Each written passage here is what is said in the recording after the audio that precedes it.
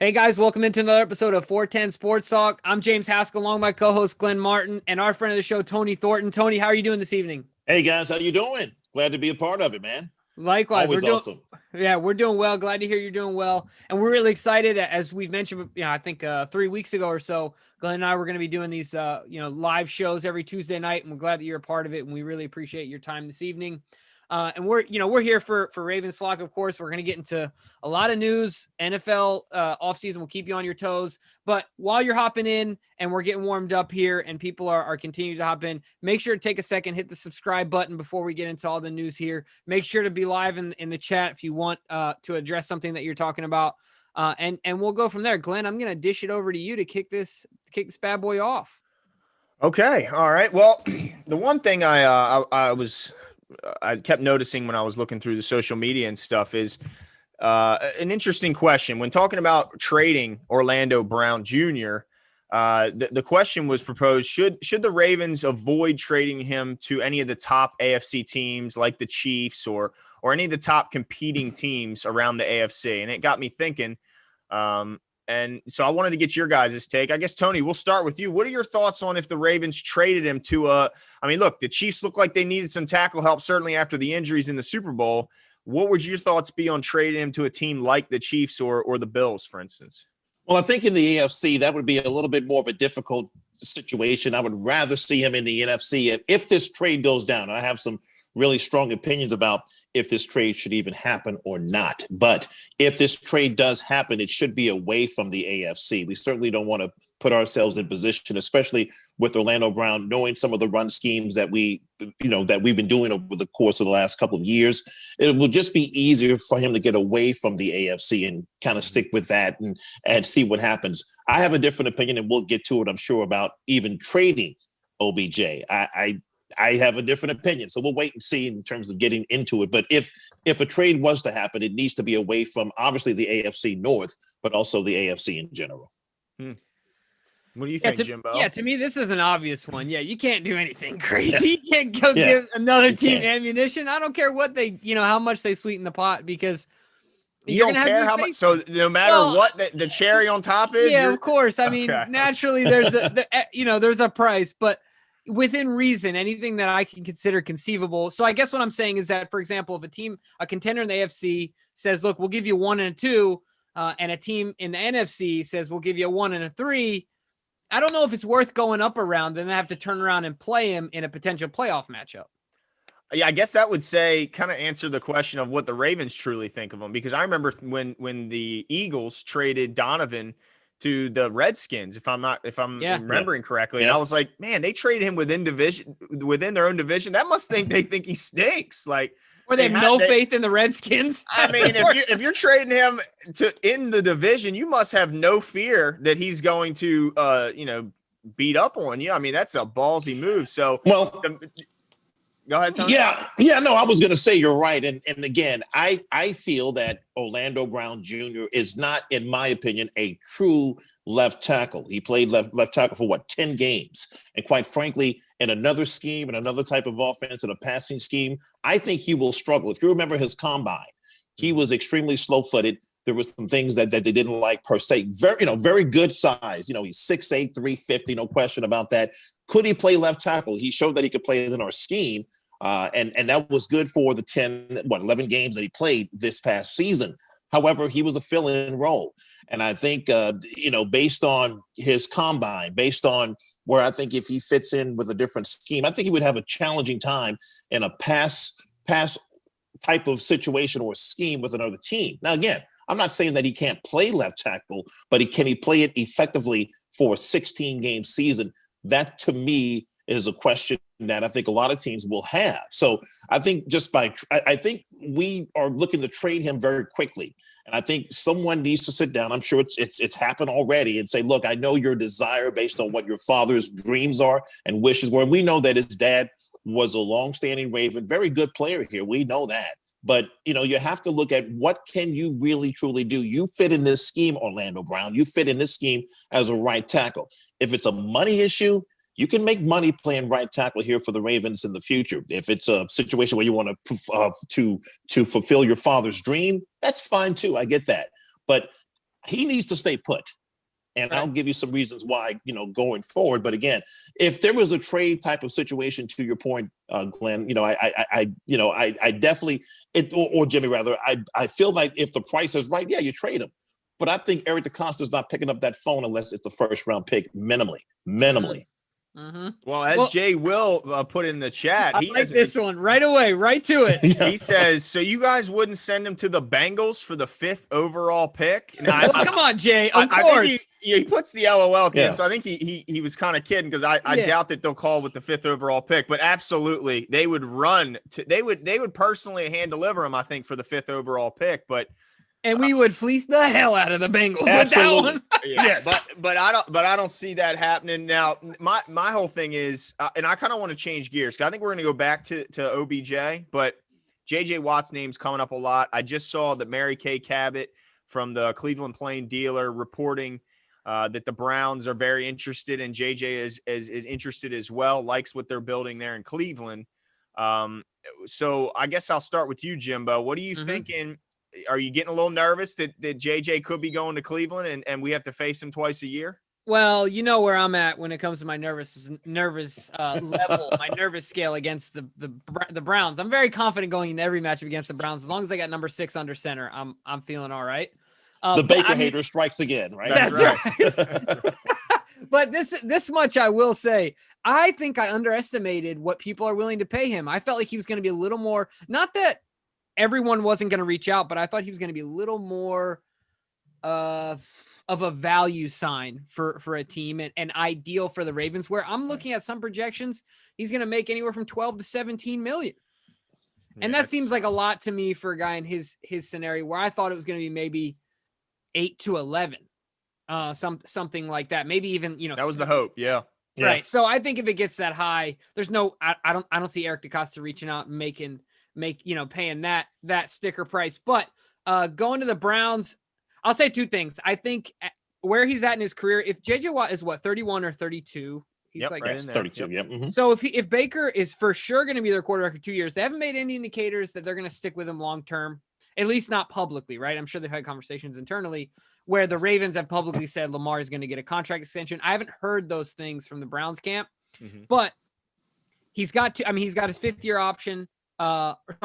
He's going into his 4th year, and then he'll have his 5th year option. So they got him for 2 more years. And if I'm JJ, I'm not hitching my wagon to that horse for 2 years. If I only got 2 more solid years, and then I start to get into the real back 9 in my career, that would be my concern. I believe in the coach. I believe in the GM. I think they're moving in the right direction, but I think that Baker is a glorified game manager, and that's just kind of how I see it. Well, I think just some of the destinations for JJ Watt and where his mindset is, from what I understand, is that he's looking to win. Right now, he's coming off of a 10-year stint with the Houston Texans, where arguably he's probably their best player they've ever had in the history of that organization, but he hasn't won anything. And now it's time for him to win. So I see the perfect destinations for someone like him is a team that, number 1, is a contender, and number 2, has another pass rusher. So that will leave him on the outside by himself. So, for example, maybe a Cleveland Browns team would take him based on Garrett on one side and J.J. Watt on the other. Maybe somewhere like a Kansas City where you have Frank Clark on one side and you have J.J. on the other. Anywhere where J.J. can not work as hard and thrive, where he's not double teamed as he usually is, would be his best bet. And so I see JJ not necessarily looking for the money. He's made $100 million in his career. I don't think money is a factor for JJ. I'll be quite honest with you. He wants to go to somewhere where it's a good type of organization, a good place to kind of set his family up in the community where we know he's been great, and C, really be a contender. Like, in other words, have a chance to get to the Super Bowl. It wouldn't surprise me if Tom Brady gave this guy a call. You know how Tom Brady has connections, and said, look, you come here right now, whatever the status of Shaq Barrett is going to be, there's some question marks there on that defensive line and linebacking crew for the Buccaneers trying to repeat for next year. That would be a good type of destination. So I don't see JJ going to, maybe the Cleveland Browns would be a good destination, but that would be, if I were him, I would be looking at Kansas City, maybe the Titans, because the Titans need some defensive help and they can be a contender as well. But most definitely a team that has another pass rusher, I think he would thrive in. Yeah, I did see that the Tennessee Titans have announced that they reached out to JJ's representative. So they're definitely a team to watch for and a team that's shown to be competitive the last couple of years. There's no doubt about that. I look at the Browns as, I would think that's a favorable destination. You mentioned Myles Garrett opposite him. Who's the D tackle there? Is it Richardson? Richardson. He's a good player. He's up in age as well. And they definitely, they lost Olivier Vernon down the stretch last year, and he wasn't to the level of pass rusher that J.J. Watt is, or a Myles Garrett is. But they also have a struggling secondary, and we all know what pass rush does for a struggling secondary. So I would look for. I think Cleveland right now is the leader in the clubhouse. Oh, J.J. And look, they have to look at it like here's what they're pitching, Jimbo. They won their first round game, albeit to a team that was clearly in a nosedive in the Steelers.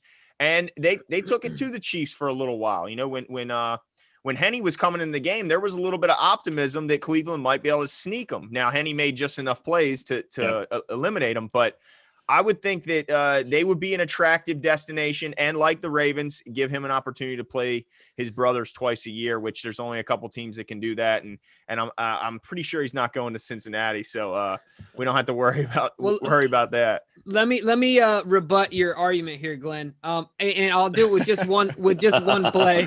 Oh, here we go.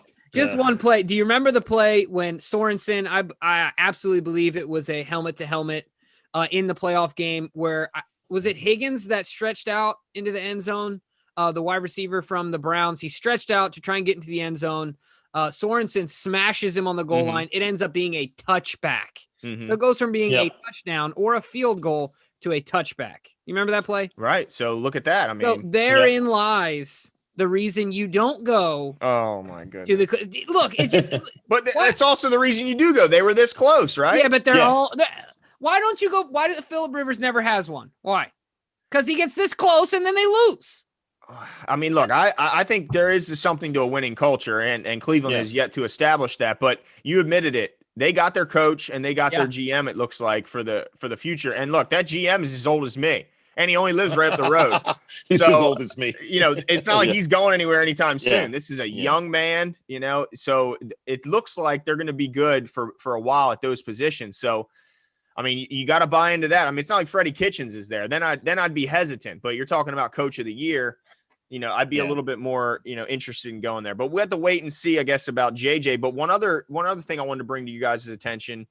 I see that Josina Anderson said she spoke with Matt Judon and asked him where he'd like to end up. And he says, just want to be somewhere I can win some games. Clearly, I don't mean just 3 or 4. I mean, you love to be wanted. He said, hey, I also may be a Raven for a lifetime, and I don't even know it yet, but we have to wait and see. So, Jimmy, you mentioned this before the show, or maybe it was Tony.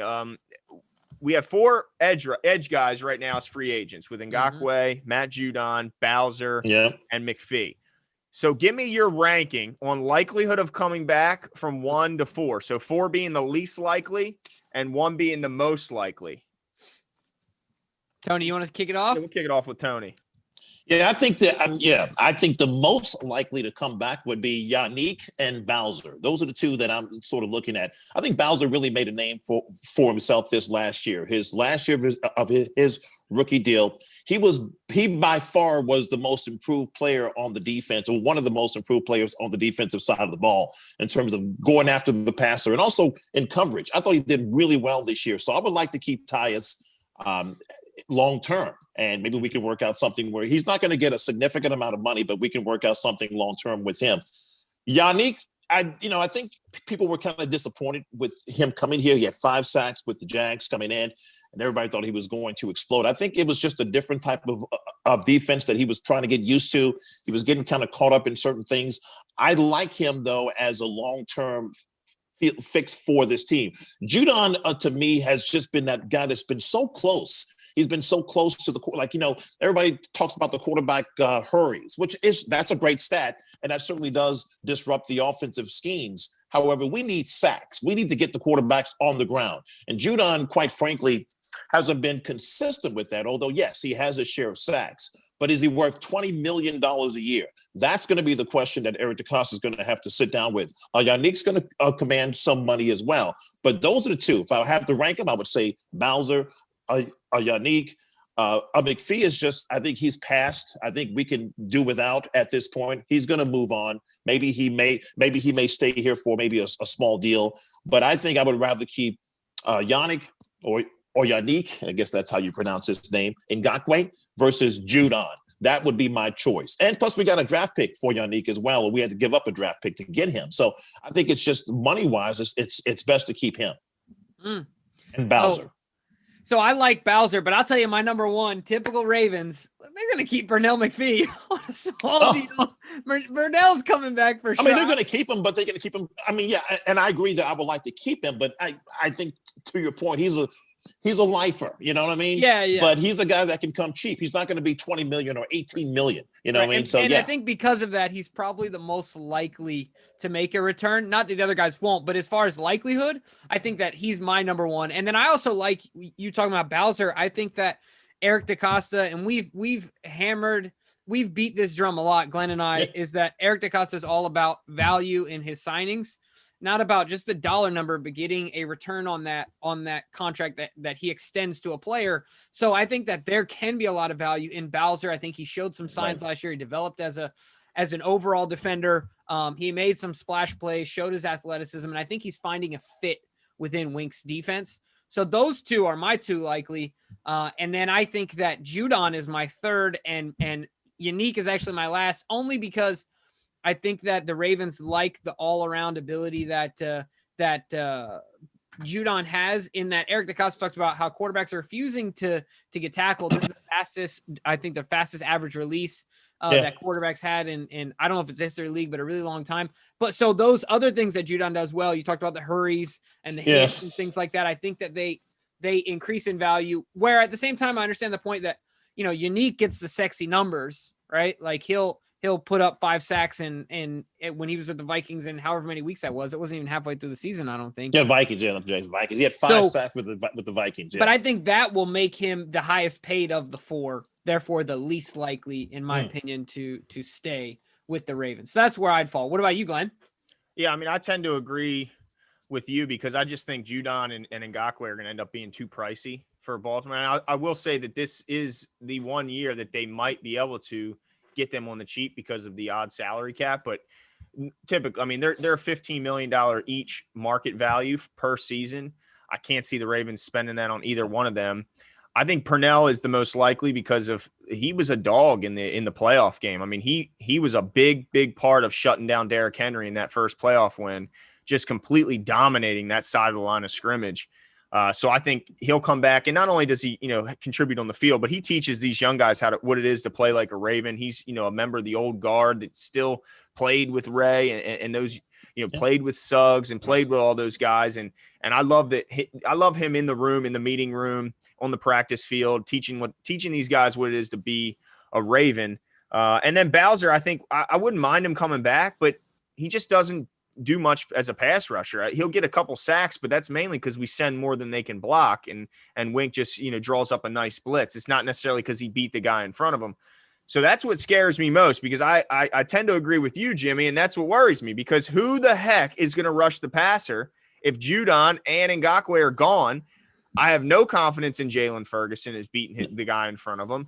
And we saw how much a 4-man rush helps the back end of a defense. It allows you to double team their fast receiver over the top and bracket their, just like they did in the to the Chiefs. They were able to double team Kelsey and Hill because they were getting pressure with 4.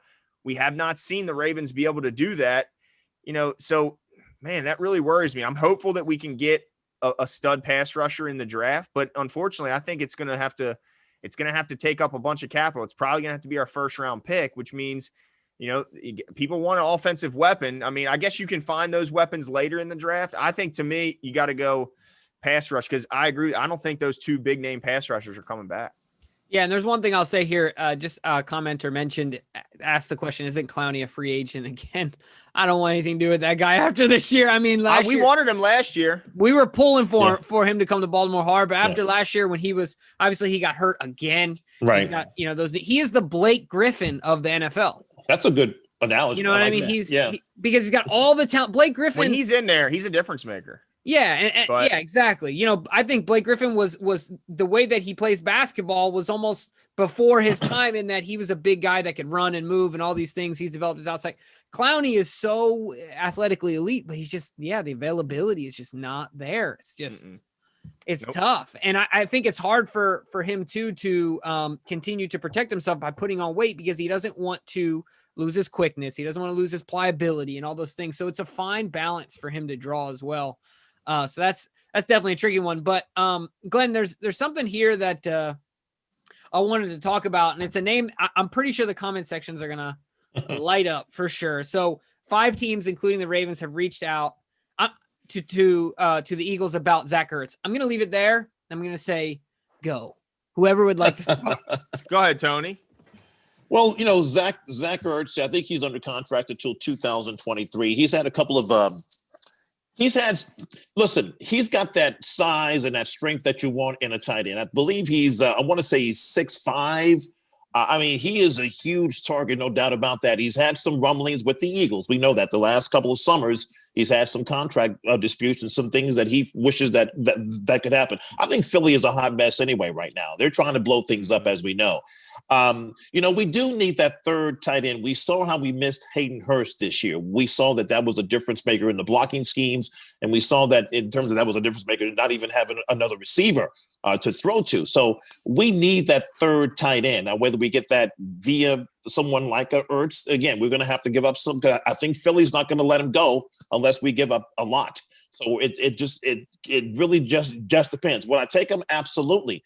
Would he be a good fit for this team? Yes. He's again, I'm not comparing him to Kelsey, but he has that same strength and size, and that would be very good for this team now. So yeah, I would look at him. I don't have any issue if he's out there, but I'm not going to give up a lot of draft capital to get him. You know, if he can come, again, the Eagles are going to ask for, I think, a lot because they want to try to clean house, but they want to also rebuild as well. So it's interesting. I guess would I take him? Yes, but I think I would probably look elsewhere, maybe in the draft for a tight end at this point. Yeah, I mean, I kind of lean the other direction. I think that I think he would be a fantastic ad. I'm not so sure that they're going to get a lot for him because of his cap number. I think the Eagles are going to try and see what they can get, and if they can't get anything, they'll just cut him. I mean, because they can save almost $8 million in cap savings, or no, I'm sorry, they'll have $5 million in cap savings. So, but I think if they do trade him, you're taking on that contract. So anything, I mean, if you give him a 6, I think he would go for like a 5th, 6th round pick type because of his contract, because who wants to pay that $12 million? Now, the question is, can you convince him to take on some of that by upping the ante with the pick a little bit and on some of that contract? I don't know. But I do think that it's just shown that Greg Roman knows more how to use a young, talented group of tight ends than he does a talented group of wide receivers. And I mean, this guy was leading the league in receptions a few years ago. I mean, this guy has been incredible when he's healthy, and that's a big question. But he's only 31 years old. It's not like he's not near 40 or anything. He's not the oldest guy. He is 6'5", 250, so he would bring that size back to that position because we got a bunch of big horses. I would be in favor of bringing him in. I just think that Greg Roman would be able to use him more than he would one of the, like a Corey Davis or because I don't think the high end guys have any chance. But I would much rather us bring in an additional tight end rather than a possession style receiver, just because I don't think Roman really, his scheme bodes well more towards a talented tight end. Right. Yeah. And this is the other thing I'll say is that I think that if the Ravens are one of at least 5 teams that have called, I did see that, there was a potential for a Wentz Ertz deal to Indy for some package of picks. But if the Ravens with the old coach, if the Ravens were one of 5 that called, I believe the Ravens also, other than the fact that, like you talked about the coach that went to Indy, but front office relationships, I think the Ravens are out in front in a working relationship with Philly. So I think that gives them another advantage. And so I'm in favor of it because I agree. I think that just, Tony, imagine trotting out on the field, how awesome it would be to trot out on the field and you got Zach Ertz, Mark Andrews, and Nick Boyle. Yeah. And then you got a 3 tight end set, and somehow, because we're the Ravens, you got Patrick Ricard on the field too. You know what I mean? Just somehow. So I think that value-wise, the cool thing about Ertz is that he can carry a team. You talked about his comparison to Kelsey, and I think it's completely fair. Yeah. I think that, barring health, he's very comparable to Travis Kelsey. And I don't think that's a stretch. But the thing that I'll say is that he knows how to lead a team as far as carrying the receiving burden and being a true number one receiver, just playing tight end. And so having two of those guys dominating the middle of the field with him and Andrews, I mean, it gives me chills, man. Like, I get so excited about the idea. If Zach Ertz comes to the Ravens, I'm getting a Zach Ertz jersey. And I literally right now have the last jersey I got was a Joe Flacco jersey because I'm very hesitant to get jerseys because then people don't do well or they leave. I will get a Zach Ertz jersey. That's how excited. You got to get a Lamar Jackson jersey. Come on. Lamar Jackson. I know. You're right. Mark Andrews. I get it, though. I do understand that. I don't know. I think Ertz will be a good ad, but I can understand he's going to be expensive. No, expensive. Yeah, that's the problem. He's not going to come cheap. He'll be that. So say we take on the full hit, the 12 million, right? Yeah. But once again, I kind of made this argument last week, so I won't get too far into it. But I think that 12 million. I think that Corey Davis on the open market gets more than 12 million a year because he's a wide receiver. But he might not be a $12 million cap hit because. You know what I mean? They could spread it out over a few years and structure it. So, and they could do. So this is his last big hit, though. I'll say that. Right, and at the end, that's what I was gonna say because what they could do, similar to what they did with Calais, is that they could bring him in, and the next 2 years are not guaranteed. Right. And so while he is under contract technically 2023, the Ravens could restructure some more guaranteed money and lower that cap hit. We could definitely see some of that happening. So anyway, I think it's a match made in heaven. Will it happen? I don't know. But based on the fact that we're one of 5 teams, I give it a 50-50. I say it's a 50-50. Yeah, why would you want to go to Indy unless you can guarantee they're going to have a quarterback there? Because, they have a good offensive line. But if you have nobody you can throw, and I don't believe in Jacoby Brissett for a second. I think he's a backup at best. So Indy will get a quarterback at some point. They're going to trade for a quarterback. They're going to get one of these guys that are out here. I don't believe they're going to go with Jacoby for 2021 to open the season. It's going to be one of these quarterbacks that we've been hearing about, and maybe a Carson Wentz. Maybe that might be, to your point, a package deal going to Indy. But I don't see him going there. If anything, I think, like to your point, Jimmy, if we've already been in talks with Philly, then more than likely we have that good relationship. And it probably, there could be a 40 or 50% chance that might happen. Is it what I wanted to see that first happen right away? I don't know if that will be a big splash for me. We still need work on that offensive line. And also maybe we do need another receiver unless we develop one of these young guys. I'm sure we're going to get it into that at some point in terms of the receiving core that we have right now, because I have a lot to say about that. Well, I think we should jump into that here in a second. Just quickly before we do, want to give it a shout out to our new Patreon, John Kim. Huge shout out for becoming a patron of the show. Thank you very much, and look forward to interacting with you more. And all of you guys that are watching, if you're interested in interacting with us in different ways, go ahead and check out the Patreon, the options that are available to you. But he posed a question to us that I thought was interesting. Well, I think it's relatively easy to answer. There are some arguments on both sides of it. So the Chargers they found their quarterback. They got they think, their guy for the future. But their offensive line is about as good as Swiss cheese. So he desperately needs an offensive line. What'd you say? Got something against Swiss cheese?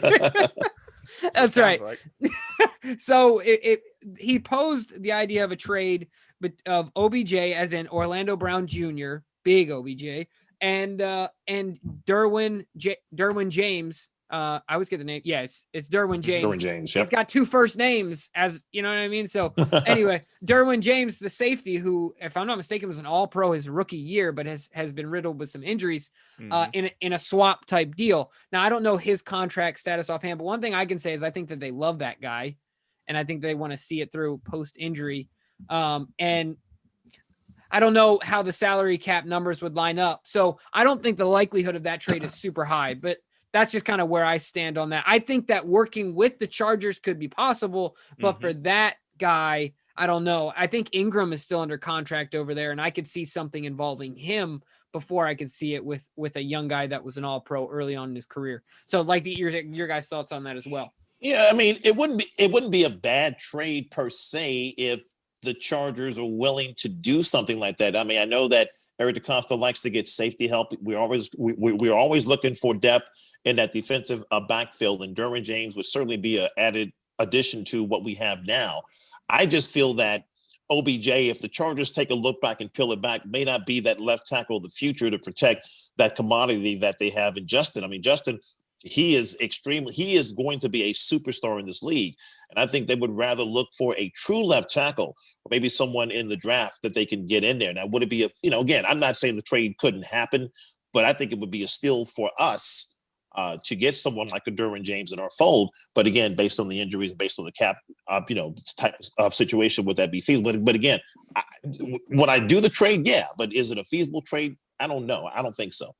I think the Chargers would get the low end of the stick, to be quite honest with you. If folks are so high on OBJ, and I get it, he's a right tackle. I need him to understand that he is a right tackle based on the type of player that he is. He can make big money as a right tackle.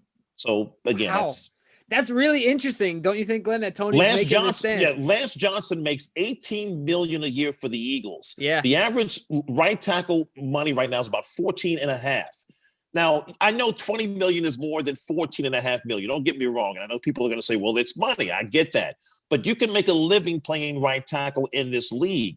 So again, that's just my take on OBJ. Hopefully he'll come down to earth and know that this is the right organization, the right scheme for his skill set. He can be a Pro Bowler for years to come and a possible Hall of Famer at right tackle. Nothing wrong with playing that position, OBJ.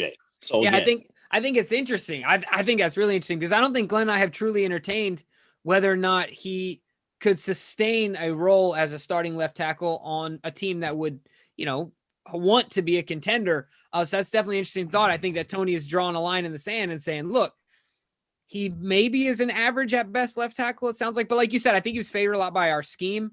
Right. So really interesting. And the other thing too is that, when you think of, there's nothing worse than your house sitting on the market too long, right? Like when you price it too much out the gate and then it sits too long and then it starts to look really bad, right. Where you can price it lower and then you can go up if bids come in. So the same thing, if he gets a big deal at left tackle and he flames out, what's there going to be for, how will the people perceive his market after that?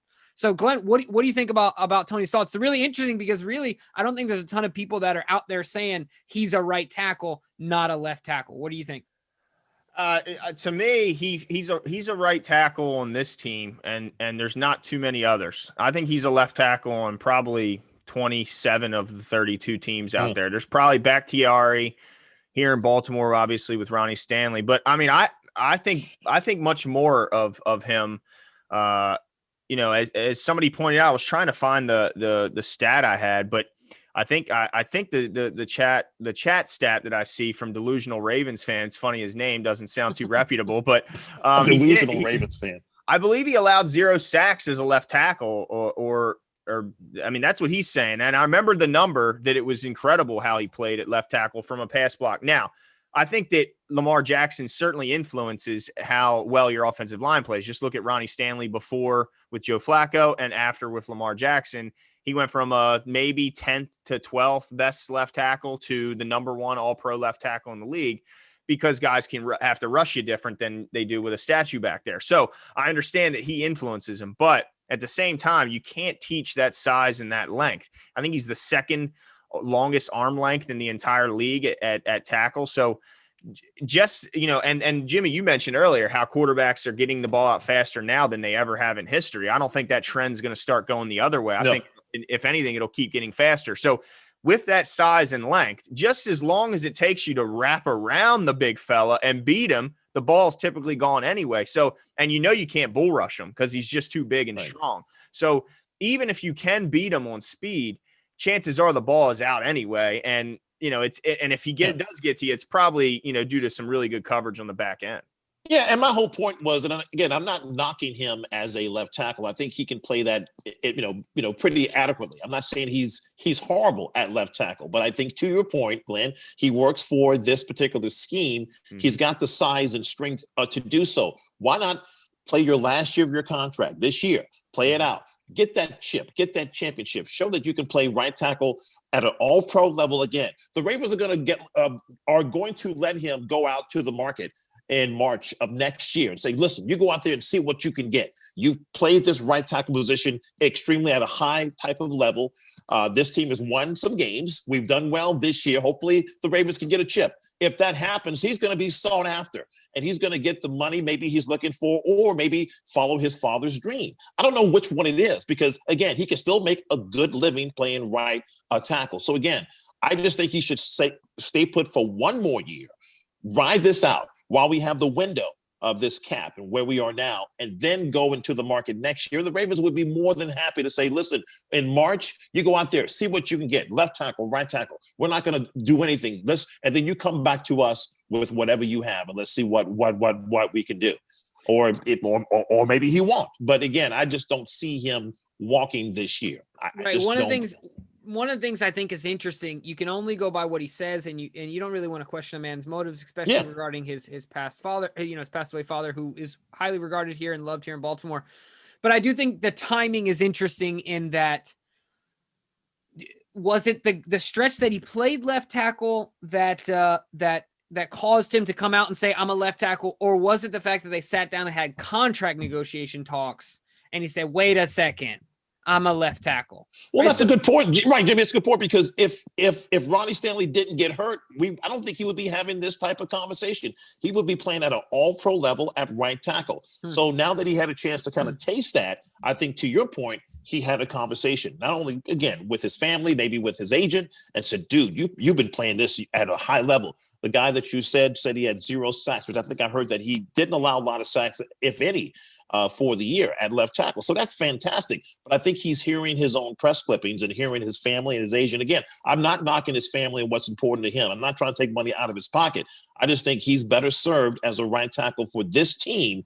And then next year, pursue what you think you are worth. But Eric DeCosta, but that's just me. But the only problem with that is then he leaves and we get at best a 3rd round comp pick. Whereas if we move him this year, you could get a 1st and a 2nd, or a 1st and a 3rd. So, and if you don't win the Super Bowl next year and you get knocked out of the 1st or 2nd round of the playoffs, then you're letting him, and that 1st round pick you could have had for him is now, gone, and it's not an option. So that, and to the point of, like, at what point as a Ravens fan, I mean, there's not many bigger Ravens fans than you, Tony. I guess my whole thing is if a guy doesn't want to be here, why not just fine, let's get rid of him. I mean, this guy clearly doesn't want to be a Raven. So why try and, as someone else put in here, I can't find it, why beg him? Like, why? I think it was Hassan, I believe it was. If he doesn't want to play here, good riddance. I mean, it's crazy to come to this because he was running around as a kid, but if he doesn't want to be here, bye, and we can go get something for you. Right. And all I'm saying is that we shouldn't pick up the phone unless it's a 1st round pick. So if someone offers a 3rd or a 2nd or a 4th or I don't want it. I'm going to shop him like a left tackle. Yeah. If that's how he wants to play it, that's fine. I'm not knocking him. I'm just trying to appeal to his sense of now and what this team can do ridiculous. With that. I agree and with the offensive line, the way that we struggle, especially in the interior, to have our 2 tackles at least set and then work from the outside in would be much easier now than to not have. Now, then if he leaves, let's say we do trade for a 1st round pick, who is the right tackle for 2021? Do we have to draft him? Do we have to move? I mean, who is it going to be? Scary. Now we're stuck with a different problem. All I'm saying is that I think the conversation can be had. But to your point, I'm going to shop him like a left tackle. If I'm Eric DeCosta, don't even call me if you're talking 2nd, 3rd. I want a 1st, period. Yeah. 1st and 3rd is the basement. 1st and 3rd, because you're getting a 3rd anyway.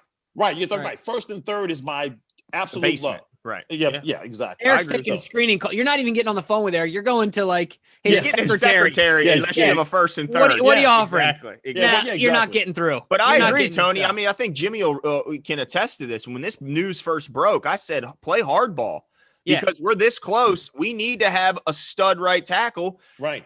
And we don't want to go into it with a timeshare of a Fluker or Phillips at right tackle. You just But at the same time, if the guy doesn't want to play, it's such a tough, and that's why it's so like, it makes me angry at the guy a little bit because I'm such a diehard. It makes me angry because I know he's going to make our team worse, at least in the short term, because even if you get a first round pick, there's no guarantee it's going to be anything. It could be a worthless pick. I mean, Rashad Perryman wasn't a very good first round pick. So we've seen plenty of blown first rounders. So if we blow it on this first round pick, even if they do get one, then we're a worse football team. So I'm not thrilled with Orlando. I get it's his dream and all, but look, I mean, how many NFL positions are there available in the world? And I agree that left tackle is the most prestigious, but I guess we could say that right tackle is right on its heels then. And at this point in the NFL, does it really matter that much left to right? I get it's the blind spot for a right-handed quarterback, but I'm with you, but at this point, I think you kind of have to move them, and I'm hoping that there's multiple suitors that way. First to the third is my minimum, and I'm going to shop him like a left tackle, but again, I have mad respect for him. Don't get me wrong. I really love the guy and what he stands for, his family, his father. I get all that, but he has a chance to win a chip and keep that offensive line at least somewhat intact for at least one more year.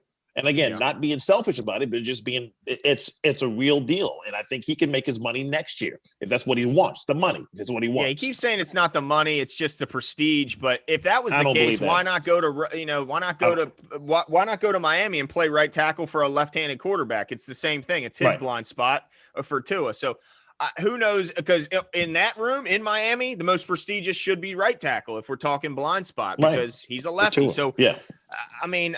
And if it's and the other thing too, if it is truly about the money, the only thing I would say, if I'm trying to look at it from all angles and I'm breaking it down with him as his agent, I get it. You want to get the contract now that's going to have a higher, you might have a little bit more guaranteed money. You might have a higher per annum, breakdown in your contract. Right. But if in those first 2 years you start flaming out as a left tackle, instead of signing a deal as the best right tackle outside of Lane Johnson, maybe, and much younger than Lane Johnson, much healthier, much more like available and durable. Yep. In the long term, which way are you going to make more money? I think the perception of you as a player between because I think that Glenn sees him maybe a little higher than it would be a risk, I think, to say that he's already like a top 5 left tackle. Not that it's not possible, but I think it might be a little bit of a risk, right? To like evaluate yourself that highly. And if he ends up being a middle of the road guy, instead of being the best right tackle for the next decade, who's going to make more money? The guy that's the best. Lane Johnson, like you said, he's a bit of an outlier. Lane Johnson. He's definitely more highly paid than pretty much. You could be the best at. He makes $18 million a year. Yeah, and you can be the best. I believe you can be the best at anything in the world. If you're the best at it, you're always going to have value. You're always going to be going to have value. Yeah, absolutely. So I think that's definitely going to be. What would you rather be, a Hall of Fame right tackle or a Pro Bowl left tackle, or a little bit worse than Pro Bowl left? I think I'd rather have the Hall of Fame career. Hall of Fame right tackle. Let me ask you something, Tony. I've seen reports now that the Colts, Jaguars, and Chargers are all interested in adding a young tackle to their team. Do you think this could be a situation where, say, the Ravens get the package they're looking for, a first and second from the Chargers, or even better, from the Chargers? Do you think that 5 years, 6 years down the line, he could look back on this decision to not play out at right tackle and maybe sign an extension here and go and see the grass isn't greener on the other side, see that the success isn't as easy everywhere like it is here in Baltimore? Do you think he could ultimately regret this decision in this power play? I think he could. And the only reason why I say that, with all due respect, is that the Ravens, their organization is a top 5. We know that. So even if he goes somewhere else and he performs, let's say the Chargers, the Colts, but they don't get close, they don't make the playoffs, something happens, and and he's with an organization that is in turmoil. It can happen. I mean, we know the Ravens are a top 5 in terms of keeping the organization together, keeping it straight, and making sure that everybody is at least taken care of for the most part. But the thing that I think he can regret is not having a chance to play with someone, with a quarterback, a young quarterback who could potentially be a Hall of Fame dude in the future. This team can really gel and really put together a string of really a run. And I think that will be regrettable. Again, if he can go somewhere, be happy with his family, make his money, I'm fine with that if that's what he wants. But in order to be with an organization, and we see all of these organizations around the league that are just in turmoil right now, and it can and they range from maybe just a little to maybe major, like the Texans, major, Philly, somewhat major. There's a lot of places he could go. The Colts, we don't know. They have an owner that's kind of, we don't know what his stability is. So there's a lot of different, and there's no quarterback there as well for the moment. So again, I just think he can regret this move. But again, I don't want folks to think that I don't like him. I just think that he can stay here and be a successful right tackle, and then give him the opportunity next year to go into the market and see what you're really worth. You're going to be and that way you can see what teams are going to be offering you right now. He just thinks he can play left tackle with just with the best of it. I don't think he can.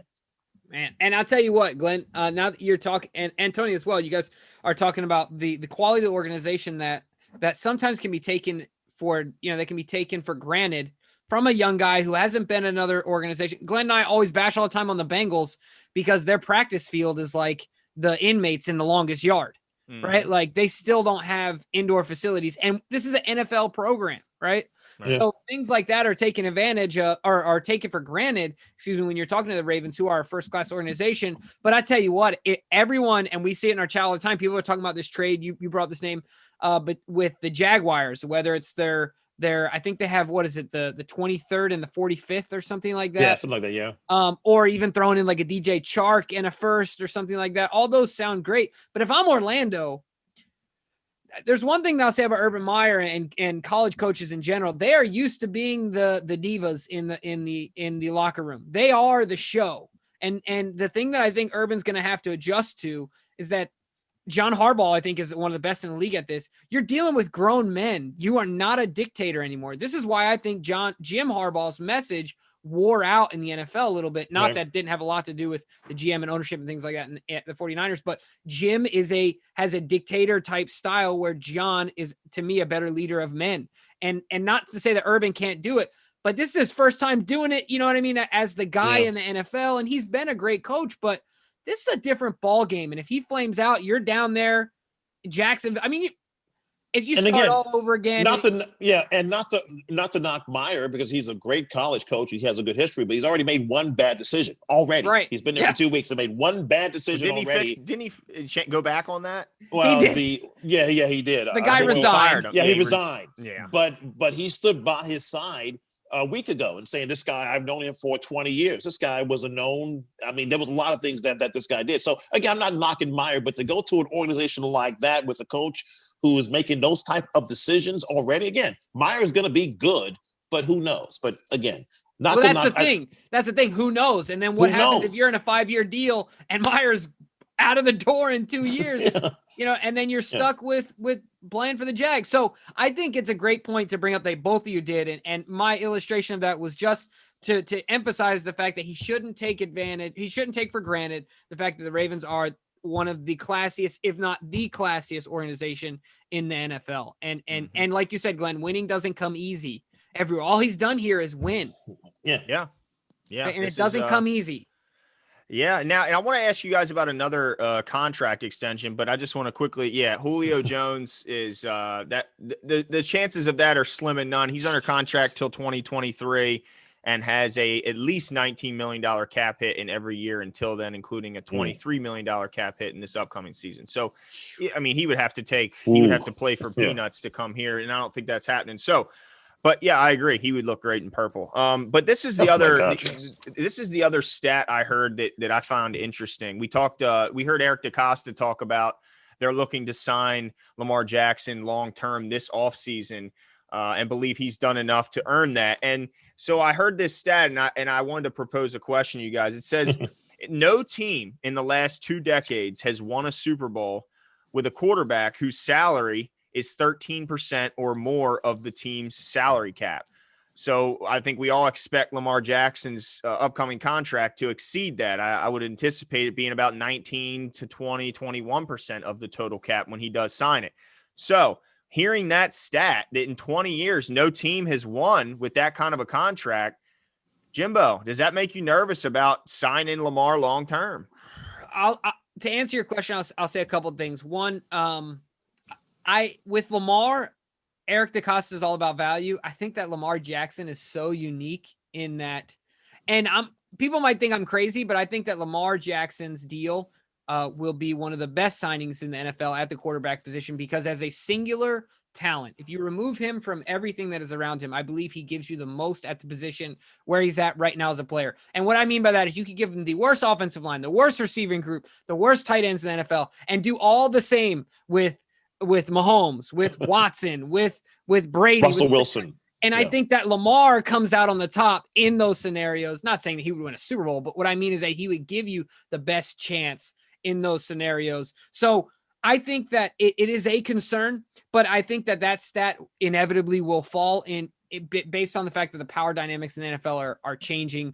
Players are taking, having a bigger voice and having more power to make decisions. So I think that it is destined to fall. I think a lot of that might have to do with the fact that Tom Brady has been winning how many? Yeah, eventually he's got to retire and get out of and once that's done, it's like, well, somebody else has got to win, right? So, I don't know, but I think that Lamar is unique in what he can do as a singular player. So it doesn't concern me a ton. However, I do hope that the NFL wisens up. Not that I don't want guys to get their money, but I think that every year you should have.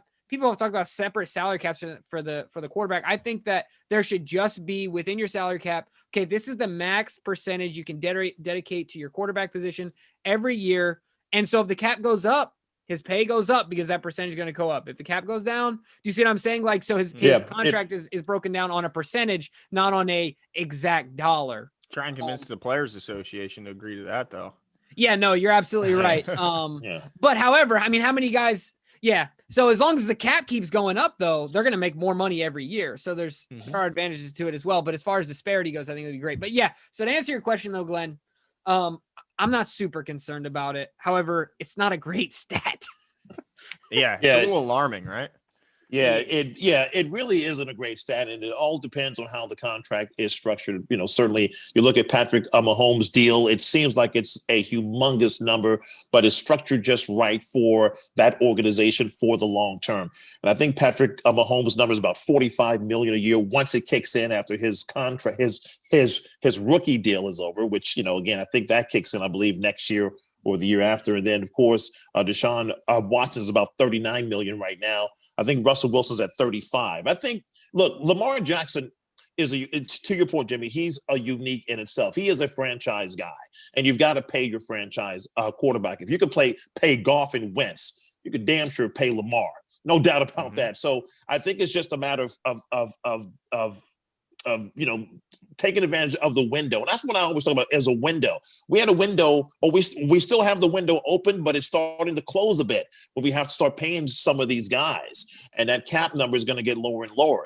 Andrews is up as well, coming up soon. So we have to worry about him. So I think that it doesn't concern me as much. It's a great stat, though. But I think that it just depends on how you sort of maneuver the cap. And I think right now with the quarterback structure, you could slot a Lamar for maybe a 6, 7, 8 year deal. Try to put him around 40 mil, 35 mil, probably 35 or 40, and really kind of get your worth out of it where it won't hurt you in the long run. But I think it can be done. And I think the Ravens have to get it done. Whether they do it this offseason or not, it doesn't really bother me. Lamar doesn't seem to be bothered by it. I think he's going to be just fine. But I would like to sort of lock him up. Just because it will just show our commitment to him, knowing that he is our guy and you're going to be our guy for the future. We consider you a top 5 quarterback in this league. And I think it's just important to get it done sooner rather than later. Well, I just want to interject really quick here, Glenn. If you want to get your comment read on the show, making it funny certainly helps. So I got to give a shout. I don't even remember his name. Hold on a second. Oh, I can't find it. But he basically said, might as well pay him all the money he wants because we aren't spending money on any other skill position. That's a good one. Yeah. And he's probably right. Yeah. It's hard to, I think that this league is really just the have and have nots, those who have a quarterback and those who don't. And the ones who do are competitive and the ones who don't aren't. But I also agree that it's definitely the most the window that we always talk about is if you find a quarterback and that window is his rookie deal, because that's when you have the best chance to win. But you got to pay him, because if we didn't have Lamar Jackson, I agree, he makes every part. He makes, as we mentioned, the offensive line better. He turned Gus into a guy who I think is going to get paid. He makes your defense play a whole lot less snaps. He just does everything to make the rest of your team have an easier job. So I think you got to sign him. But it is a shocking stat to see that no team. And I think you're right, Jimmy. I think once Tom Brady finally hangs up the cleats, we might see that stat change it around. If you could filter him out of that stat, I wonder what it looks like. Yeah, it probably wouldn't. Yeah, it probably wouldn't look too good. But it would be all rookies, is what it would be. Yeah. All guys on rookie contracts. And I hear that people say, you got to structure it and all. But look, when you're paying a guy that much money, I don't care how you structure it. He's going to be a monster cap hit, no matter how you slice it. So I think that Pat Mahomes, he signed a 10-year deal. He's not going to see all 10 years of this deal. No, he's going to be structured probably around 2025 because and that's what Lamar's going to do the same thing as well, hopefully. Yeah, because in 2027 right now, he's scheduled to have a $60 million cap hit. Pat Mahomes is by himself. So I don't think that's happening. But yeah, so I think they got to sign him. I hope they do it this offseason. But look, I mean, that's going to limit the amount of money that they can give around to everyone else. And hopefully they can find that balance on where to spend the money and where you can penny pinch. But and then it comes down to drafting, which would make an my goodness, an Orlando Brown Jr. trade a little more tempting because you're bringing in so many picks and that helps. And I don't think we should nickel and dime him either. Give Lamar Jackson what he $40 million. Yeah, here is your contract. This is what you are worth. And if you slot him, if Patrick Mahomes is 45, Deshaun is 39, Russell Wilson is 35, I believe. You got to start at 40. You got to look at a $40 million contract with Lamar Jackson. You cannot go to him and say 30. Dak Prescott's looking for 40. So. I mean, Lamar to me is better than Dak. That's just I can beat Dak in a race today. Exactly. Oh, yeah. Don't ask me in a month. It has to be today. So I think the Ravens will give him the right offer initially. It's up to Lamar and his agent or his mom to say, is this the right, is this money the right decision for you now? Or do you want to wait and bet on yourself another year? I think it's okay to do it now or do it next year. Either way, I'm good with it. But let's not lowball Lamar Jackson. Right. And Andrews, for that matter, either. Let's not look at him. He, to me, is top 5 in terms of tight ends in this league. Let's not lowball him as well. And I don't think that they will. That's just not how they operate down there in winning road. That's right. No, I agree with you there. So we've talked about skill positions. So let's kind of dig into it a little more. A lot of people are excited. And Tony, we want to get your thoughts. It's your first time on the show since the Ravens have hired the two both the passing coordinator and the wide receiver coach, T. Martin and Keith Williams. What did you think about those signings? What do you think it will mean for the wide receivers that we have now? Well, I looked up the definition of a coordinator for passing coordinator. It was very vague. So so again, it's a very vague definition. And if you really look at it, it's just someone who's there to kind of sort of say, okay, yeah, you know what, that would work, or this route would work.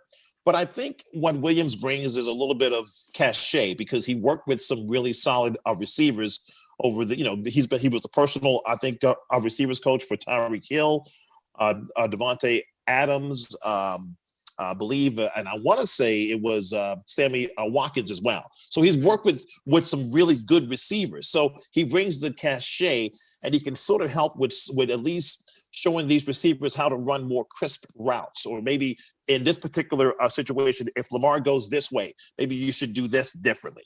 And T. Martin, I think, is a really good hire because he's a young coach. And again, you got to give credit to the organization looking at African Americans as well. And they're, getting those coaches in to kind of use that as a feeder to hopefully move these guys even further along. And that's a different story, of course, but it's certainly something that I looked at. But no, I'd like T. Martin because I think his perspective of the game could certainly help.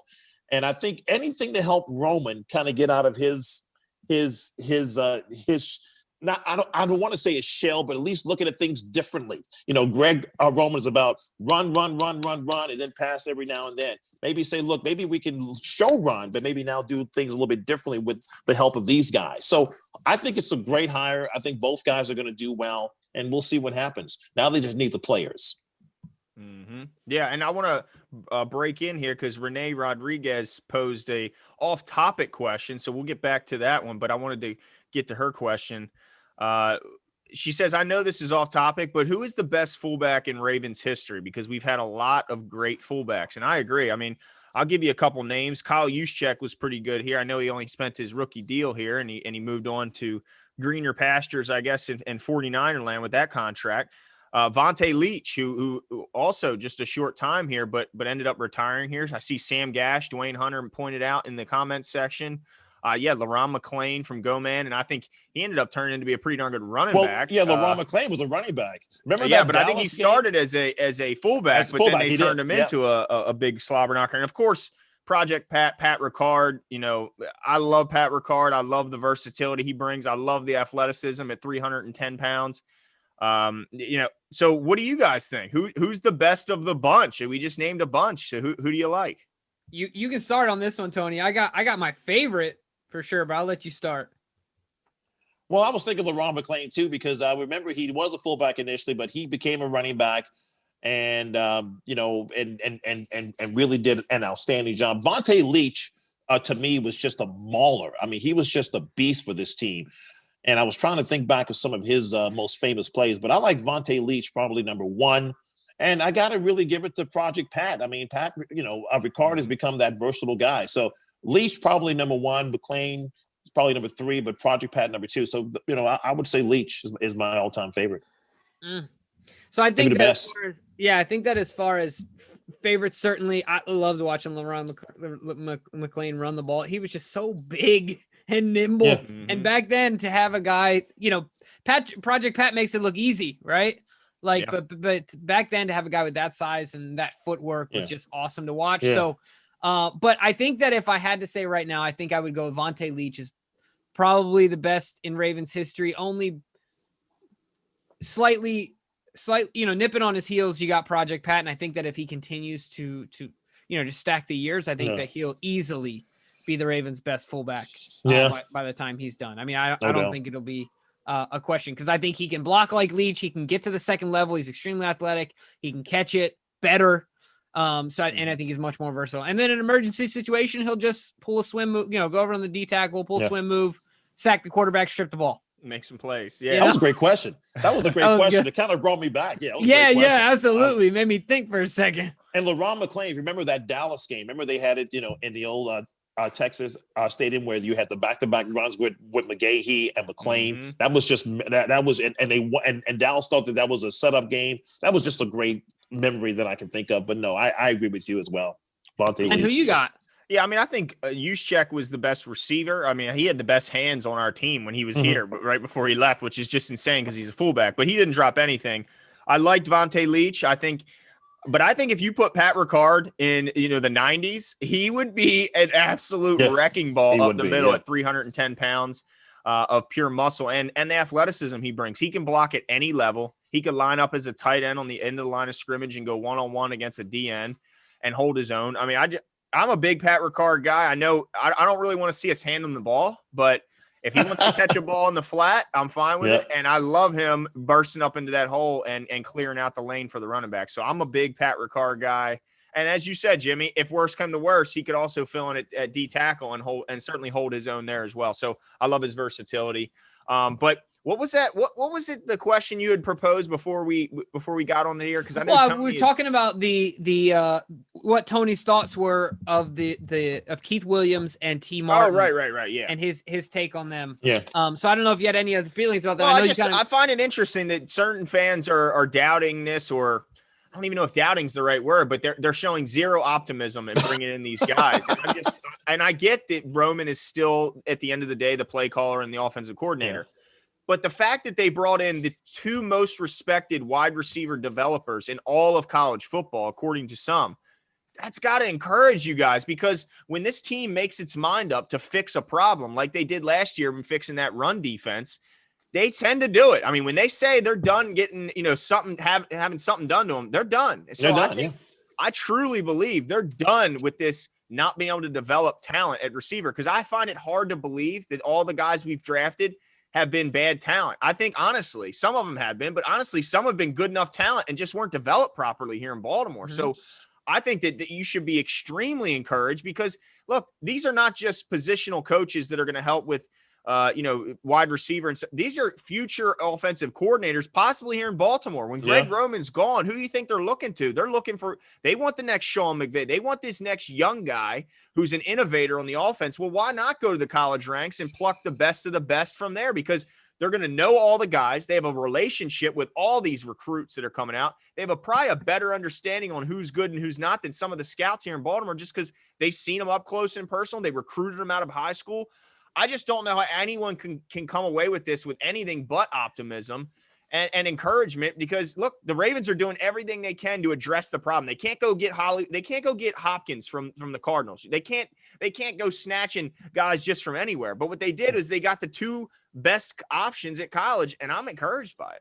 And what it tells me too, just real quickly, is that that Eric DeCosta wants to develop his receivers within the organization. He feels if we're going to draft these guys, let's make them the best that they could be.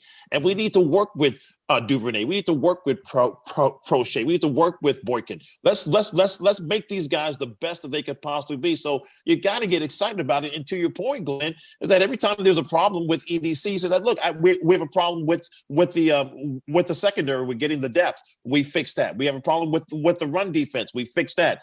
Now we got a problem with the, or not a problem, but an opportunity with the passing game. Let's see if we can fix that. And they do it. And so let's see what happens. I'm very excited about it too. Yeah, well, let's stay on theme here. I kind of want to talk about, now that we've talked about the coaches, let's talk about these wide receivers. I know you got some thoughts there, Tony. One of the questions I want to pose to you two, because I'm interested to know, Snead is now a free agent. We've had him for a couple of years. He's kind of been the vet in the room.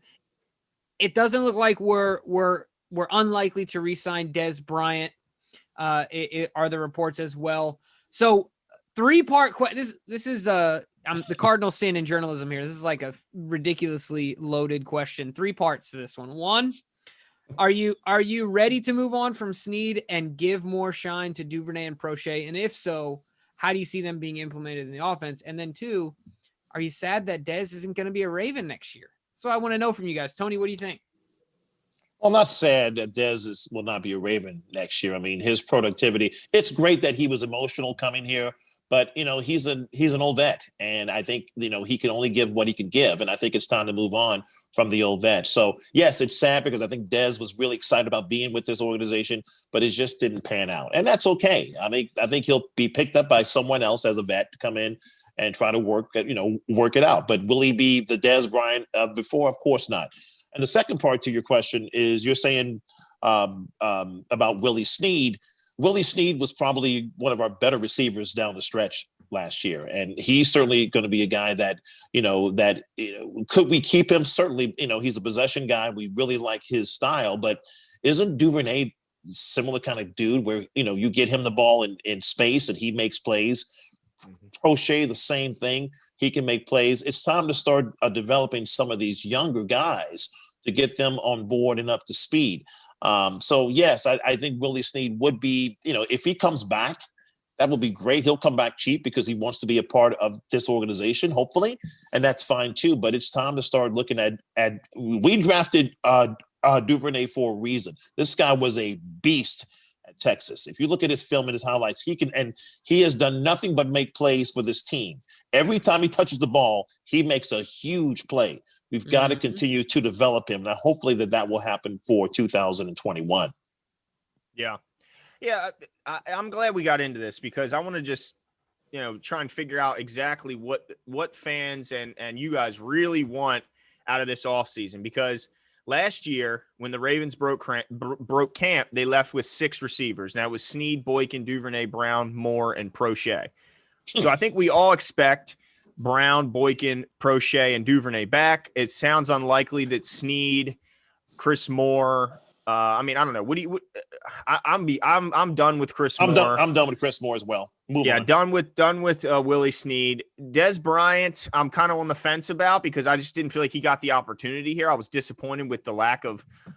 He got no jump ball opportunities, which I thought he was here to be that one-on-one guy on the outside, but obviously they had other plans for him. So if they don't bring him back, there's a guaranteed 4 on the roster right now. Some fans are saying they should go after someone in free agency. So hypothetically, if they go after one guy in free agency, we're up to 5. That means there's 1 spot left. So if they're going to draft, I mean, I think we're hoping that they take at least one receiver, but most fans are hoping they take 2 shots at it. Because it only helps to take more shots at the lottery that is the NFL draft. So that right there, you're at 6 and 7 if you take 2. So there's just not a lot of opportunities to sign guys unless you're willing to part with one of your recent draft picks. So my whole thing is I don't anticipate them doing anything in free agency. I mean, it's kind of sad to say because I do think having a veteran in the room brings something to the group. I don't think there's a doubt. But if they do, that means they can't draft but one guy because they're not going to cut a recent draft pick. So I'm just questioning how can they improve this receiver room other than bringing in those coaches to hopefully develop the guys that are already here, because how can they fit, more guys in? Are they going to keep 7 and then go slight somewhere else? I don't see them doing that because it just doesn't make sense in a Greg Roman led offense. So to me, they end up breaking camp with 6 at the very highest, which means, I mean, I don't know. What do you guys think, Jimmy? Do they sign a free agent? Do they just draft one? What do they do? Yeah, that's a great point. And that's something that I think a lot of fans fail to consider is that, like, okay, so name the 4 again. Let's see. We got Hollywood, Boykin, Prochet, and Duvernay. Those are guaranteed guys. They're going to be on the team based on the fact that Duvernay and Prochet were drafted last year. I highly doubt that while Prochet would be like the bubble guy, he showed he had value. And of course, at the end of the season, he was healthy scratched a couple times because Duvernay took over that role, but he showed he had value. So I think that all 4 of those guys, obviously 3 out of 4 are absolutely safe. But so I think that they're going to address it in the draft. Man, it's crazy because I thought we would get a wily vet in like an AJ Green, kick the tires on him. It's a very Ravens move to kick the tires on an old guy, right? Yeah. Mm-hmm. But you're right. It's tricky with the amount of slots that we have. And I think that Eric DaCosta, he said it, more at bats is what's going to increase the likelihood of our wide receiver core improving. But at the same time, and I'll go to you, Tony, after I say this, at the same time, if we have this window, how much benefit will there be to having a vet in the locker room, right? And not just a ton of young guys. So you know what? I just talked myself into we're going to sign a vet and we're going to draft only one guy. Okay. Go ahead. Yeah, I'm 100% on board with that. I think we're going to sign a vet and we're going to draft one guy. We have to, right? We can't not have a vet, right, Tony? And let me just say this. I think that people kind of poo-poo on our passing game, and certainly it was, believe me, it was a lot less to be desired last year. But keep in mind, we threw the ball close to 150 times less than all the other teams in the league. So that's not what this team is. Their identity is running the football. He's already put his foot in the ground. Says we are a running football team going forward. And if you don't like it, don't come here. This is what we're going to do. So we're going to run first, and then we're going to pass. I don't want to say second, but we're going to utilize that to set up our passing plays.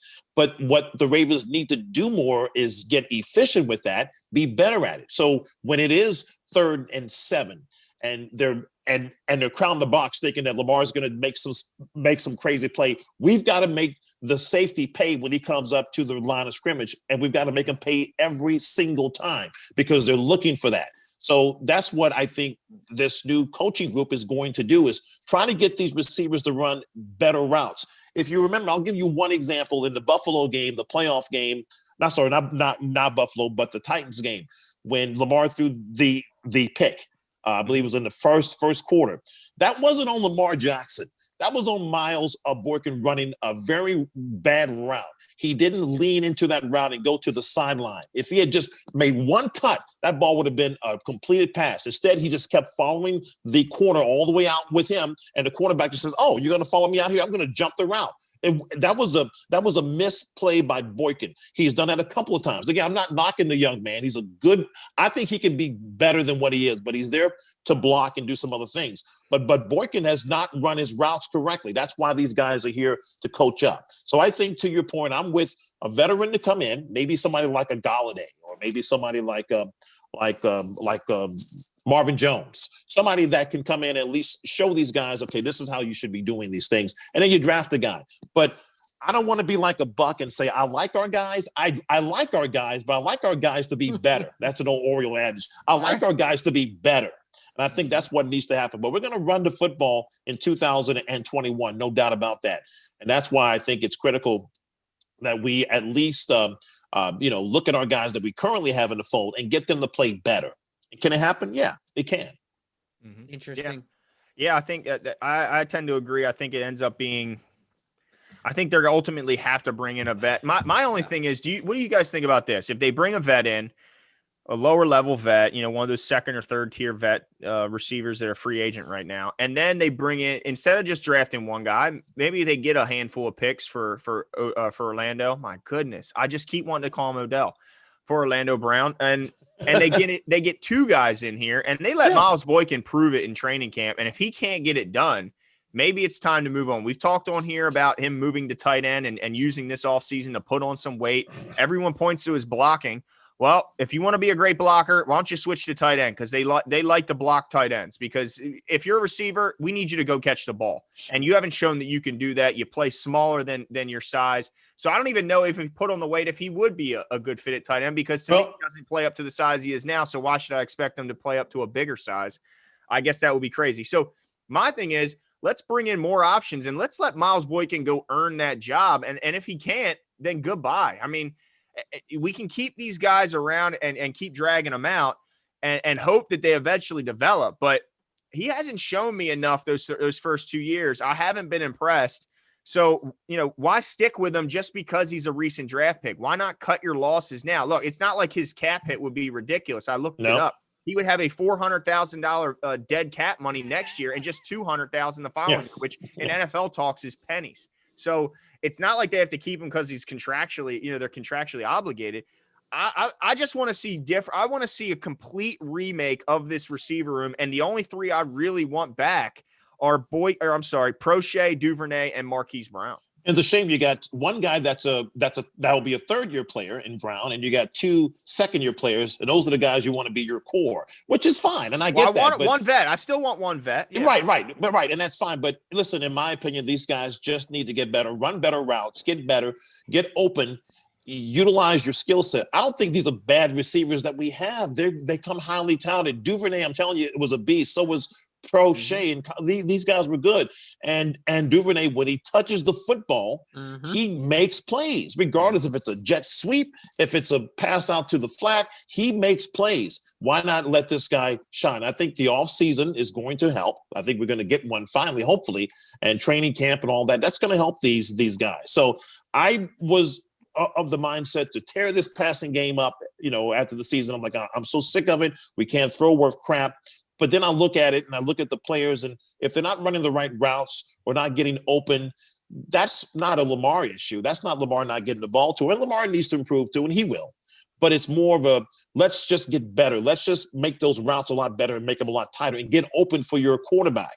And I think that's what's going to happen, hopefully. Yeah, the other thing, if I can add to what you guys are saying, I think the other thing to consider here, if there is one bad thing about bringing in these good coaches, that it makes you think that they're going to double down on the guys they have and not do something maybe to like what Glenn was talking about, to where they say, all right, boy, can show us what you got. I think that these guys, Keith Williams and T. Martin, have given him one more year of life to say, hey, let's see what you can do under these guys. So that's the only thing when I thought about, when I was dissecting the hiring of these two guys, I thought, well, the guys that are on the fence now have one more year to see what they can do under these guys, where maybe if that wasn't the case, it would be closer to a scenario that Glenn was talking. So I don't think there's very many negatives about these hires at all. But if there's one thing that somebody that's a skeptic could say, it could be that. But I'll also say, to kind of back up my other reasoning, I was also thinking about this as well, is that my other reasoning behind only one draft pick at wide receivers, because I think like the pass rush, we need a multitude of guys, right? Like we don't need a one or two. We're losing 4 guys potentially at pass rush. We need O-line. We need other things that obviously wide receiver is important, but I think that here and our style of play, we have a lot of needs that we need to take care of in the draft. I don't know if we have the luxury of taking 2 receivers in this particular draft. Yeah. With limited picks. That's true. Yeah. And really the good news is that I think for all the fans that are out there and all of us who have been diehard fans and really watch this team, it's still a good organization. They're going to win games. They're going to win a lot of games next year. They're probably going to win the division. The Browns are going to be their toughest competition, in my opinion. but that's it. They're still going to win 11. We're trying to figure out how to get this team from divisional win, from a winning their division to getting past the divisional round of the playoffs. They were only 2 games away from the Super Bowl. I know that sounds far-fetched, but think about it. They only gave up 10 points against the Buffalo Bills. How close were they? If they could just muster up enough offense to score 20 points to be in the AFC Championship game against the Chiefs, they were so close. So I know that sounds like this is not a team that was 8-8 last year or 9-7 and trying to figure out how they're going to get over the hump. This is still going to be a Super Bowl contending team. So these subtle changes that they're making to what we've been speaking of, they're not much, but it could help them get over the edge from the divisional round to maybe the AFC championship game, or maybe even the Super Bowl for 2022 or 21 rather for next year. So those are kind of some of the things. There's a lot of optimism here. So I think that we talk about this team, not us, but some people talk about this team that it's just broken. It just needs to be overhauled. No, it doesn't. We have the pieces in place. They just have to play and execute better, and the coaches have to coach better. And I think that's going to happen. Okay. Yeah, I'm certainly hopeful. I think that it's not a bad idea to give these coaches a shot and get their hands on these young guys. Maybe I'm too hard on Miles Boykin, but to me, I've seen enough. Like you mentioned, we've seen what Duvernay can do. Like we've seen glimpses of what he can do with limited opportunity. We've seen Marquise Brown make some really big plays. Yeah. We've seen what Prochet was. All the opportunities he got, he didn't disappoint. He didn't get a ton. He just didn't get any opportunities. But he's not dropping punts. He wasn't out there. Yeah. He was inactive for a few games here and there. Yeah, I agree that Miles Boykin's not getting 80 target, but the times we've seen him for these last 2 years, he showed me nothing that gets me excited as him as a receiver. He just hasn't. He's made a couple catches. Well, of course, he's going to make some catches if the ball comes his way, but he waits for it to come to him. He doesn't attack at its highest point. He never plays to his size.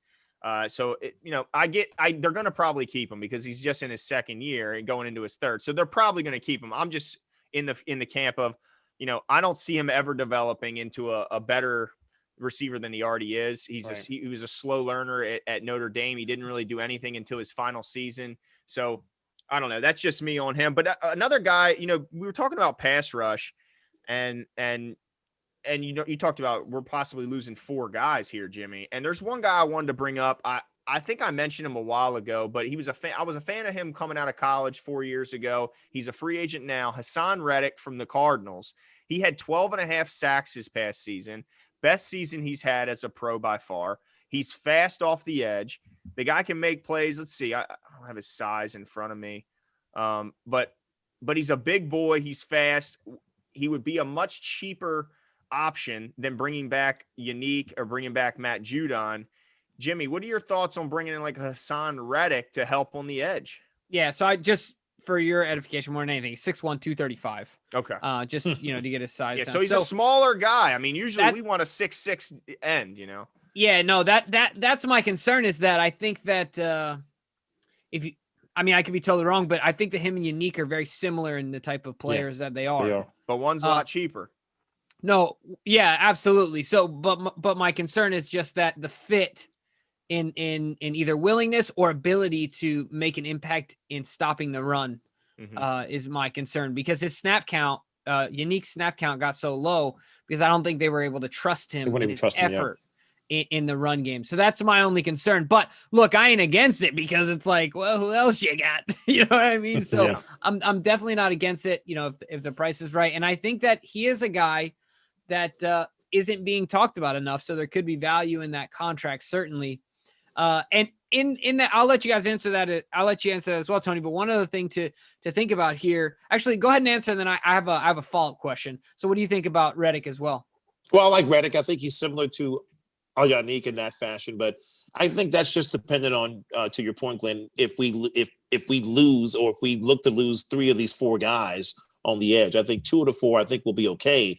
But yeah, he's a great player. He had 12.5 sacks last year. Yeah. Mm-hmm. And I think he was just named their most improved player for the Cardinals too, with their awards. And so, yeah, he would certainly be a great addition. So we'll see. Yeah, I would agree with that. I'd love to have him.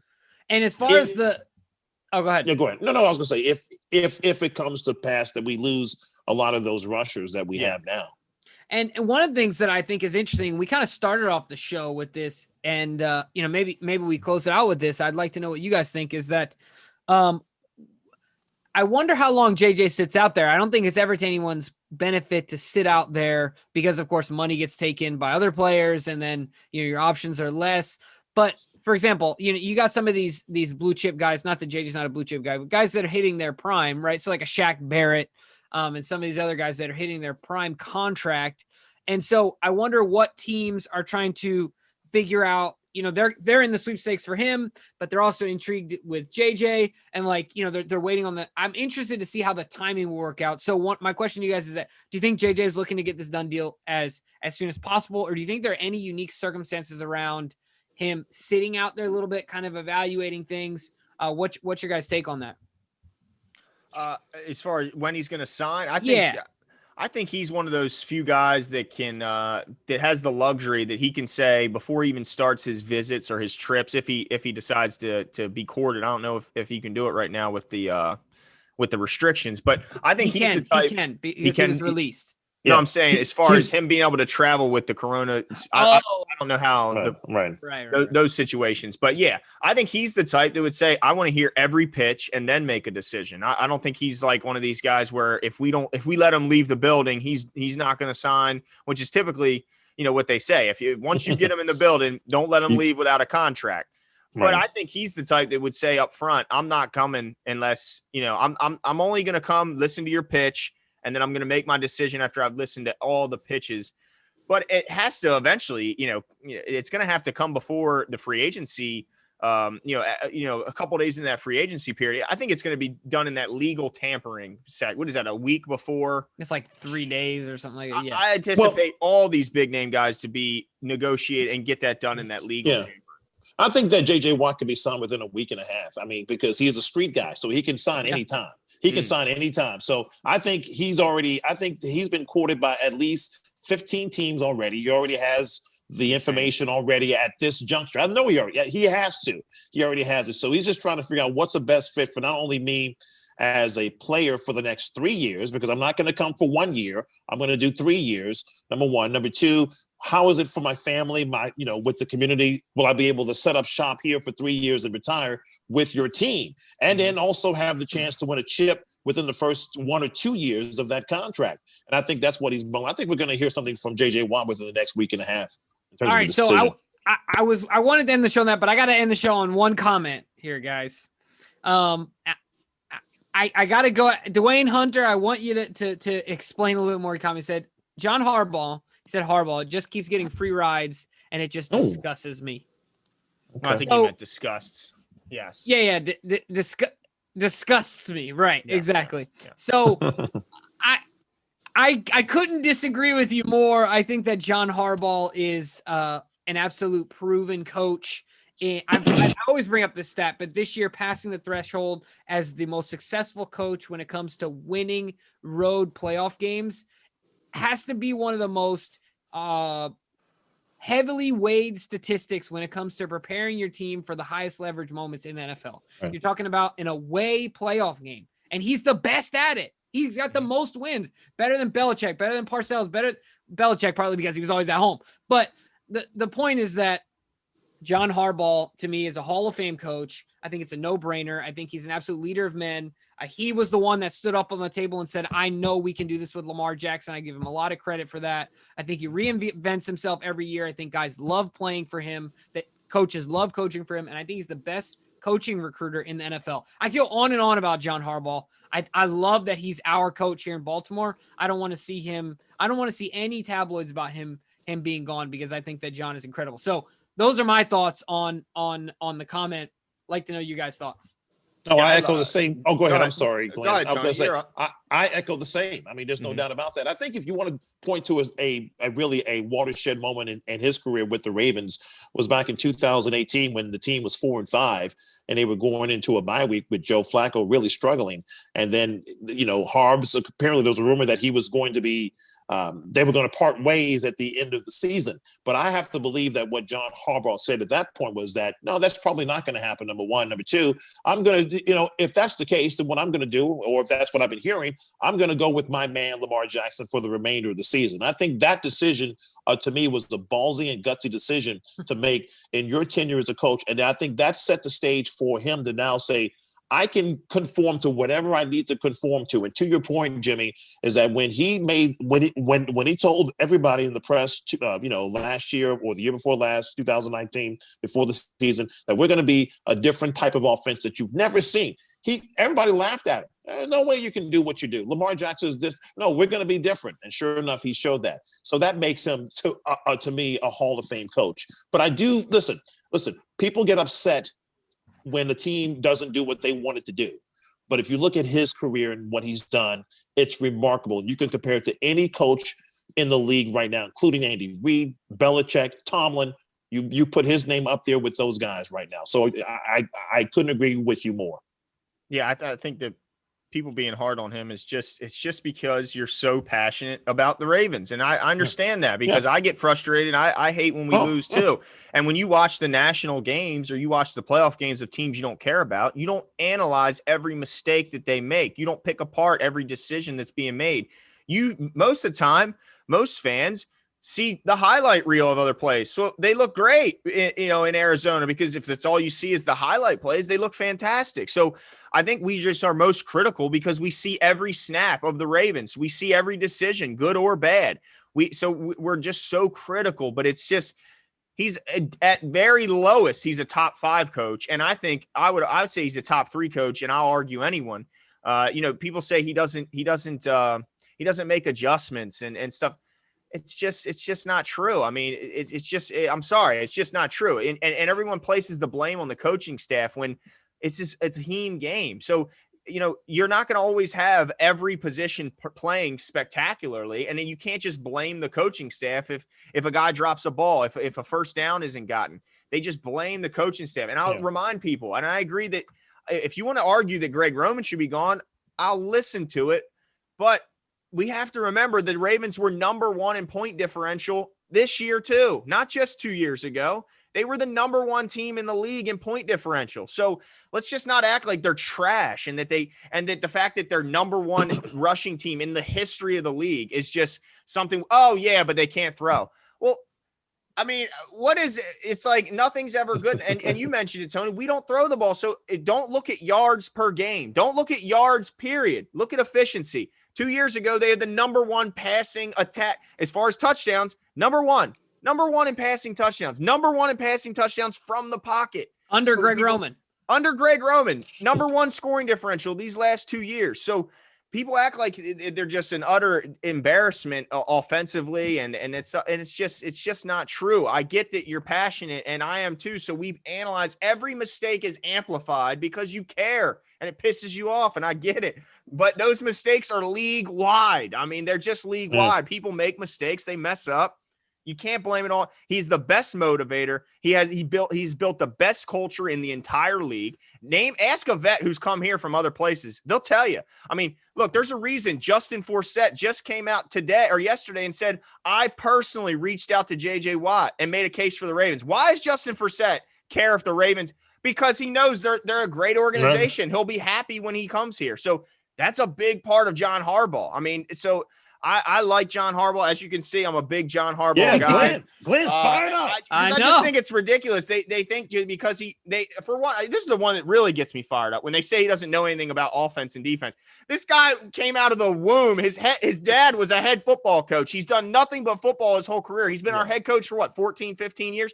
What do you think? He just avoids the offense and defensive room and goes like this down blinders down the hallway? Of course not. This guy knows everything about football. So just because he doesn't bring his own system and he lets his offense and defensive coordinators actually do their job and call plays and he sticks to the decision-making, oh my goodness, it gets me fired up, guys, because it's just nonsense. Just because he doesn't have his own, it's crazy to me to act like he doesn't know anything about football. It's nonsensical. Yeah, I knew that I was stoking some flames when I read that comment. That was awesome.